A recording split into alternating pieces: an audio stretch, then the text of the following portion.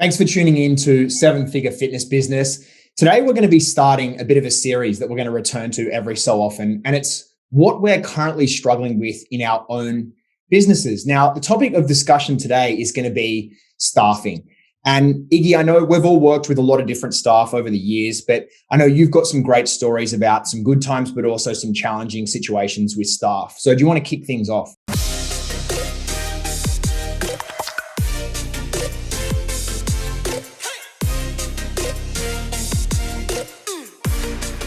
Yeah, I think with the issue with staffing, when you start growing any kind of organization, staffing and your team really become the most important aspect that will make or break the success that you've built up to this point. And you're essentially transitioning the success being dependent on you to being dependent on how well your team performs. And that's good. And that's pretty scary when you make that transition, because you can go all in and bet on a specific team member and it works out, or you can go all in and bet on the wrong person and it can fall, shit's gonna hit the fan, and it can go south really, really quickly. So one of the best examples that I have that I personally experienced was a few years ago when I was doing some leadership development. We're looking to raise some leaders, get some people into a key leadership position inside of an organization that I was running. So we're looking for like people who are going to be like general managers and people who are going to serve as like directors. Now, some people interview really, really well, right? And that's the scary part about it, is when people interview really, really well and you hire based on that instinct, and then you start seeing how they actually perform in the field, you quickly start to realize this is not a good fit. So I had conducted this interview with this guy, young guy, super full of energy, very charismatic, and essentially was just an excellent communicator, right? So it was me and my mentor who were hosting this interview. And I was like, man, I'm ready to go. Like, this guy is awesome. And because I saw a lot of myself in him. And my mentor was like, he pulled me aside and he's like, I don't know about this guy. But ultimately left me to make the decision to hire the person. So essentially go about hiring the person. And very quickly, I would say within the first 4 weeks, we started to see a disconnect between what he said in the interview and how he was actually behaving with the other team and how he's actually performing. So what he was saying in the interview, all these different things, being organized, being driven, being ambitious, all these different things, coachable. And so my mentor was telling me, like, I've seen his type before, and I'm just going to let you deal with the mistakes of having to work with that person. So after week one in, come in super hot. He was doing everything on time, asking me, hey, is there anything else that you need me to do? I was like, bro, like, this guy's awesome. I don't know what you were talking about. Week 2 comes and I started to inspect some of the things that I was asking him to do. So I'd reach out to one of our clients that he was supposed to have a meeting with. And then the client would be like, oh, so he showed up like 30 minutes late. He just seemed super disinterested. He gave me like X, Y, and Z. When I asked for basic information that you guys were supposed to have prepared, he didn't have those information and told me that he'd get it to me later. So that put us a week behind. I was like, hold up. So I reached out to the next person he had a meeting with to follow up on a project that he was supposed to have turned in. And it was pretty much the same thing, right? So now we're at a situation where we're getting all this blowback from people having their projects being behind and not having things done on time. And essentially what started to happen was people were expecting a certain level of service from us and expecting me, if I say this is going to happen, it's going to happen. Now, all of a sudden, if I say this is going to happen, I'm expecting someone on the team to make it happen, and I go and inspect it and it wasn't happening the way that it was supposed to. So what we ended up having to deal with, because we didn't have any other option, I tried to coach a guy into performing at the level that it needed to, but it became very evident that he wasn't a good fit. And the fact that he wasn't a good fit showed in the way that he really communicated. It showed in the way that how he took responsibility, and even showed in the way in the kind of work that he turned into the clients who were the end users. And so for me, I'm seeing we're kind of starting to experience something similar, as we have an awesome team, right? We've started to develop a very great culture of people who come in, they're excited, they've bought into the vision, they love the culture that we have. But now we're starting to see, if we bring somebody in and they're not a cultural fit, they start to stick out like a sore thumb, and good indicator of whether or not the person that you brought in is a good cultural fit is the fact that how or what are people's response to them. With this other organization, I was used to getting a certain level of feedback from our clients, loving the service that we're providing for them. With this guy that was dealing with the clients, every person that he was dealing with, there was some great feedback, but it was so inconsistent. And it was starting to mess up with like what people were expecting to come from us. And it was actually starting to affect our reputation. You think that someone like, this guy, is he someone that can be trained to improve? Is it about providing him with more accountability? Or is it something deeper inside that he just doesn't have it for your organization or, any role? It would have been something that could be trained if he had the attitude to take responsibility. And this is where it came very evident. I would bring it up to him and he would have an excuse. And you can't help somebody who doesn't want to be helped. Right now, if I brought it up to him and he was like, you know what, you're right, I totally take responsibility. What can I do differently? And really makes an effort. That wasn't the case. Every time I tried to bring it up, it was an excuse, it was defensive, and it was very difficult to teach. He's what I call a typical B, maybe even a C player or a D player. And because of that, he's always going to be average. And what we found in our organization is when you have someone who's not pulling their weight, they actually pull down all of the A players and the A plus players because there's this perceived fairness. It's things aren't fair, that this person is doing no work. So people question that. And did you find that had an impact in your organization with other people as well? Oh, I mean, my number 2 guy was absolutely livid. His name is actually Jake. Very, very frustrated with the fact that he had to essentially clean up after our guy, let's call him Eddie. He essentially had to clean up after Eddie to make up for all the areas he was falling short. So now he had to do more work, and he got to start to get really, really frustrated and get annoyed at the fact that most of his time was spent not only doing his job, but now having to do the work of 2 people. And that's what oftentimes somebody who's not a good fit creates. They create more work for the people who are going above and beyond to perform for the organization. That's exactly what he was experiencing. I feel like when you kind of look at some of the employees, and these are generalist kind of gradings here, but we often talk about, we've done for a long time, A players, A plus players, B players, C players. And I think like part of what impacts that is not just their ability and their impact as an individual, but it's their ability to impact the team. So for me, one of the biggest differentiators between what I consider to be an A player and A plus player is that an A player is great and they do their job, but an A plus player, they have the ability to positively influence the rest of the team. Whereas a C player or a B player, they might do their job on a mediocre level. It's okay. It's acceptable. And a C player, they start pulling people down around them. So I guess like a really interesting question, guys, is when it comes to hiring, this is so important. What are the traits that you actually look for? And then also, probably even more important, what are some of the traits that you look to avoid? So I'm going to start with you, G. Let's go with the worst ones first. What are some of the traits that you avoid like the plague when it comes to hiring? You want people to be able to follow through on direction, follow through on their actions, and effectively, whether they're being employed for implementation or whether they're being employed for ideas or whether they're being employed, just to get the really simple day-to-day stuff done as well. Every single person you hire is going to need different qualities. The same way as like entrepreneurs, we're all, we've all got totally different talents. But for me, like you're just looking for someone effectively, you want someone who's hardworking and you want to avoid people who are going to pass the buck. They're not going to complete the work. You want to avoid people who aren't team players. You want someone who is going to fight for the organization, fight to, improve the culture of the business and have a shared vision with you as the business owner to help you grow the business. Because at the end of the day, the reason why we hire people, particularly, if you're on your first or second employee, is to replace yourself. And you need someone who's going to be able to, provide you with a better replacement than yourself. If you start going and looking for someone who can't fulfill your role or does a worse job than you, what do you think is going to happen to the rest of your business? It's going to go downhill.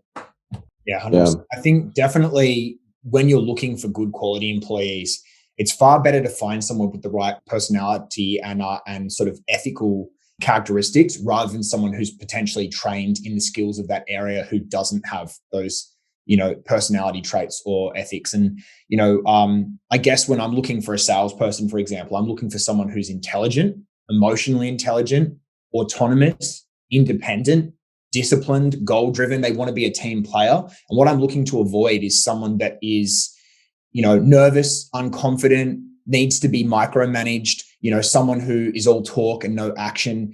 They're the sort of things we're looking for. And, we've hired people in sales before that are mind-blowingly good. And we've also hired people before who talked a big game on the interview and then never really delivered. In fact, they sort of under-delivered at every step of the way and fought us and fought coaching and fought feedback. And, part of this is you need someone who is willing and able to accept feedback and improve. Yeah, I think the hard thing about that is that with the current environment, people are learning to be such good interviewers, right? They're learning to be such good interviewers. So I almost don't trust how the person interviews anymore. I'm going to meticulously inspect what they're doing over the first 30 days, because that's going to give me a true read of whether or not this person is the person that I interviewed, right? And so we've had people who we brought onto the team recently that may have not necessarily interviewed the best because they were a little bit more shy, a little bit more timid. But when they start working, they're awesome. They're like true A players that almost presented as like B players. And then we've had people who interview really well, talk like A players, maybe even talk like A plus players. And after they've been working, we quickly realize this is probably like a C, maybe even a D player. So I say, like, pay close attention to what they're saying during the interview process, and then pay even closer attention to how they behave and their action post the interview process, and make sure those two things are in alignment. And I try to make that decision on whether or not it's in alignment or out of alignment within the first 2 to 3 weeks of hiring that person, because that's going to be a much better indicator of how they're going to be as a team member, as an employee long term. Yeah. You look for people that impress you as well in that interviewing stage. So my favorite ever hiring that I've ever done was for one of our team members called Angus. Now, Angus actually booked himself in for a business sales call with me, right? I started the call, hey buddy, what's going on? And then he goes, oh, hey mate, I'm just letting you know up front, I'm not here to buy today. I'm here to sell. I said, okay. I took a step back and I was already sort of smiling, thinking this cheeky bastard kind of thing. Anyway, he basically just said, look, I'm not here to buy your program. I'm here to sell myself. I want to get a job selling for you. And immediately I was like, okay, well, this is a great start, because he's really sort of intrigued me. What kind of person has the confidence and the balls to go to this kind of level? And so I'm sitting back in my chair just thinking, okay, let's have it. And he just really impressed me. And as it turns out, no surprise, he's turned out to be an amazing member on our sales team. He's very, very good at his job. Whereas if we go the opposite of that, I get on a call with someone who's like, I think I'd be great because I've done one of these sales courses that goes for 3 months and I'm a high ticket closer. And those are people of words. And he was a person of action. He actually had the cojones to get on a call acting as though I was there to sell him, and he flipped it on me in 2 seconds. And there's a level of, you have to ascertain on these calls the difference between confidence and overconfidence. And part of the way that is done is really by using sales questions as well. So ask them questions that make them explain themselves. Something as simple as, why do you think you deserve to have this job? What have you been coming from? And why are you thinking of leaving your current employment? All those kind of questions where you really put them in a tight spot and they have to give you like answers that actually make sense. That's part of the way that I've always loved to do my hiring for sales. Do you guys have any specifics in the way that you actually try to hire? For me, I like to, especially if I'm going to be hiring somebody to deal with customer service and deal with the clients, I want someone who has a genuine love for people and has a similar moral compass as me. So I want to ask them, why do they want this position? What about it excites them? What is their vision? What are they looking to get out of this long term? And how does it fit into their overall bigger picture goals?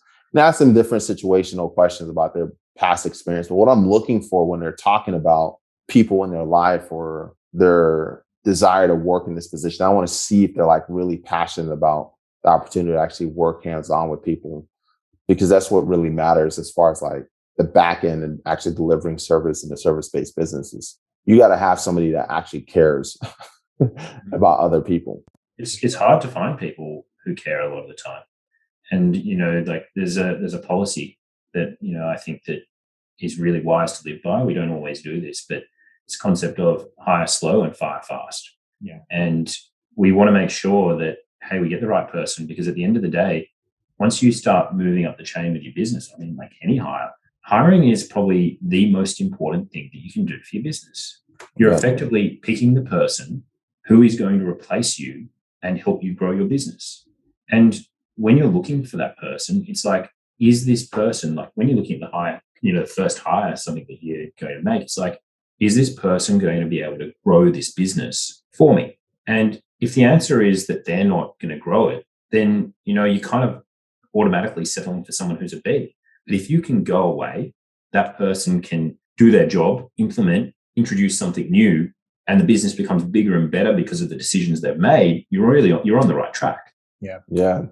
And that's the hard part about, once you get to that scale, hiring becomes one of the highest leverage tasks that can be done in your business, right? Unless you want to continue to operate at the level that you are, and you're okay wearing all the different hats and just maintaining full control over the business, right? When you start to hire, my mentor used to say, you got to let go of the illusion of control because you start to grow your team. Like, you no longer have that level of control that you do, but that letting go of that illusion also comes with a ton of upside. Now you can bring people on, if it's done right, who are able to do a specific task better than you ever could have, because that's all they're focusing on. You get to create this team of everyone who are highly specialized in their individual roles, equating to a business that's performing way better than it could have if you were doing everything yourself. But the challenge is making sure you get the right people on the bus. And that's what it really boils down to, is like finding the right people and getting them on the bus, and then quickly kicking the wrong people off the bus, which we need to do a better job of. One observation would be transactional employees are usually not ideal in any way, because they're people who just turn up for a paycheck, they do a job and they get a payment. And, that sounds fair and reasonable, but I think that's really the definition of a C or a B player. What you really should be looking for is an impactor, someone who comes into the role and they can do that role where they're not necessarily just looking to do the bare minimum. They're actually looking to, when they've actually become skilled enough, they're potentially looking to provide improvement and creatively. They don't necessarily have to change things, but they have to be not just, letting you know about problems, but actually having potential solutions. And we've often talked before as well, many times, about this sort of golden handcuff idea, which is that when you bring people in, what you're really trying to do is find people who want to come for the journey. Right? We always try and hire. I mean, the three of us, I know this, we always try and bring people along on the ride that we're planning on going on in business and life, etc. And if you find someone that is willing to get on the bus, as you said, Iggy, it makes for a really great relationship. And then all you need to do is set a fine line between liking each other and having respect, and then not becoming so friendly that you can't actually also enforce discipline along the way as well. Part of this is you also, you want to bring people along for the ride with you. You want to find the highest quality people. And part of this is, as a business owner, you've got to give them the conditions so that they can actually thrive as well. Yeah. Because, you mentioned it before, but a lot of the time you bring someone on and then you still want control, right? You want control of the business and you're not letting go. You've got to be able to allow them to be creative, allow them to make decisions. And, that's one of the biggest things that I've definitely learned, because just like you, I used to hold too much control and I wasn't willing to outsource the tasks because I didn't trust people. But part of the trick is you've got to find people that you trust, and then it's very, very easy to do. Yes. Yeah. Even with the hiring process in the story that I mentioned earlier, my mentor, like the person who was overseeing the entire organization, could have overridden my decision to hire the person. He saw the train wreck coming. And he went along for the ride, knowing that this could turn out bad, which is still kind of crazy to me when I look back at it. Like, he could have easily asserted his authority and be like, no, we're not going to hire that guy. But he let me make that mistake so I can learn from it. But that's like the balancing act you got to make, and understand, like, you're going to make mistakes and your teammates are going to make mistakes. Your employees are going to make mistakes, but it's your willingness to, like, work through those mistakes, learn from them, and then make the tough decisions to let people go if you realize they're not a good fit. That's really one of the biggest challenges that I think a lot of people struggle with, is when they realize somebody's not a good fit, because they're afraid to let them go and they're afraid to have that conversation, and they're conflict avoiders. Now they're stuck dealing with this problem, and with this cancer just starts to affect the entire organization and slowly starts to kill it from the inside out. It's really tough, Iggy, when you've got a good person who's a bad employee and you have to make a decision to let them go, knowing sometimes that they are, not necessarily in a good financial situation. I know, G, you're smiling because we've definitely been poor with this over the years, and it's something that we're constantly improving on. How do you go, Iggy, when you do determine that someone isn't a good fit? What's your process for actually taking them to the point of dismissal? How do you actually go about that? I follow the kind of process that my mentor used to say, is like, you got to have the conversation. So you got to dive in head first, and then look for an exit. Right. So the way that I dive in, if I know I'm going to let somebody go, especially if the hardest people to let go are those that you genuinely like you really like the person. And you may be, if it wasn't for the work, you'd probably be great friends with this person. You'd be somebody that you go out and have a beer with. But you got to be able to separate the emotions from this situation. So for me, I disconnect myself from him. Like, you know what? He's a great person. I really like the person. We could be, if it wasn't for this, we'd be best friends and we can enjoy a ton of beer. I check that off and I'm like, put it aside. Now let's look at the actual situation objectively. This is how he's performing. This is how it's affecting the team. And this may be a situation where it's not in his best interest to even keep him here, because he's not at that level, and continuing to keep him in this situation isn't going to give him the kind of development that he needs, right? It's like trying to fit a square peg into a circle. It's not going to work. And maybe it's because he's not performing at the level because it's just not a good fit for him. So I try to approach it from that standpoint. When I look at it in that way, I'm like, you know what? The fact that he's still here is actually hurting him and hurting us in the business even more than it would hurt me to let him go. I think firing someone it's really always a logical decision, but we have a really bad habit of making it an emotional one. And if we were able to effectively step back and make it a logical decision, there really wouldn't be any difficulties. And, obviously it's always easier firing an asshole than it is to fire a nice person, especially if they're like got family relying on them and all that sort of stuff. So, ultimately it's about stepping back and realizing that employment is essentially an agreement where both parties have to do their part. And if they stop doing theirs, then really that your part, which is to give them a stable job and income, that really should disappear as well. That person's probably costing you a lot of money. And you've got to also, you've got to make it more logical, think about the bank. It's like, is your relationship or friendship with a person in your business worth 200 grand to you? And when you actually start thinking about it like that, all of a sudden you're like, maybe it's not. Maybe I prefer an extra 100 grand in my bank account.